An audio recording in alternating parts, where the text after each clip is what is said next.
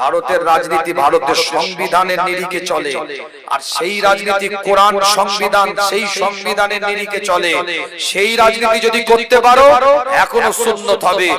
এই রাজনীতি ভারতের সাংবিধানিক রাজনীতি সুন্নত নয়, তার একটা মূল কথা বলে দিয়ে যায়। এর উপরে আমার 17টা পয়েন্টের বক্তব্য আছে, একটা কথা বলে দিয়ে যাই কেন ভারতের রাজনীতি সুন্নত নয়, ইবাদত নয়, সওয়াবের কাজ নয়। এর একটা পয়েন্ট বলে দিয়ে যাচ্ছি, শুনে নিয়ে নেন আপনারা। এই ভারতের রাজনীতি করতে গেলে আপনার জননেতা আপনি হবেন সবারই ভোটে, কোনো শুধু মুসলমানের ভোটে নয়।